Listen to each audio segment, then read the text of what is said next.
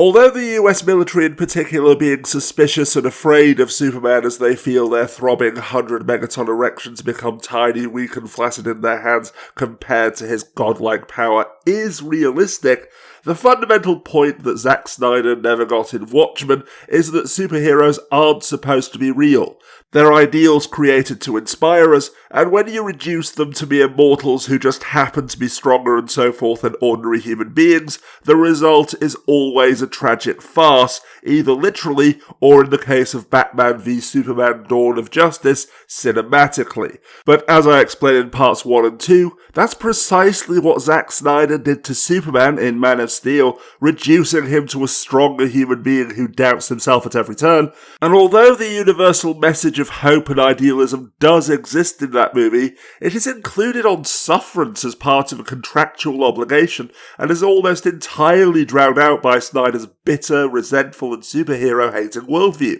He drags out the question of whether Superman is a hero or a threat who will be hated and feared by the ignorant masses for as long as humanly possible, as if we don't already know the answer, with the commanding officer during the first battle with Zod's forces ordering that his troops fire on all targets, including the quote, guy in blue, and when the guy in blue is finally declared to be a good guy, it is a temporary mantle that is bestowed upon him by the supreme moral authority of the US military when the colonel declares that he's not their enemy, at least as long as Zod poses a greater threat. So while I completely agree with Movie Bob that Zacky Boy also projects his objectivist narcissism onto Superman, with the subtext of Batman v Superman in particular screaming that how dare a senator and various talking heads question a great director,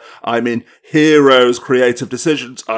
unilateral actions. You ungrateful peasants don't deserve the magnificent films that I bestow upon you, to be rescued. If you paid attention to my review of Mar, links below, then you'll understand that a single trauma, complex, or what have you, can incite multiple conflicting and even self-contradictory behaviours. So while I'm in no position to psychoanalyse the guy, watching Man of Steel and Dawn of Justice back to back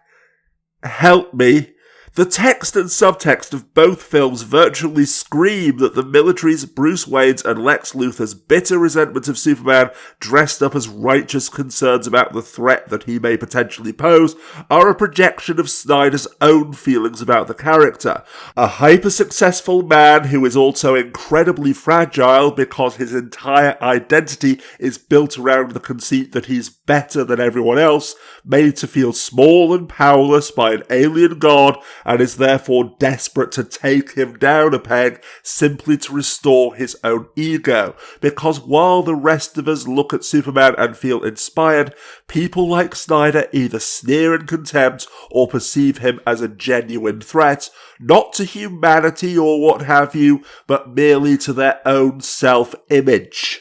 I don't hate the sinner. I hate the sin.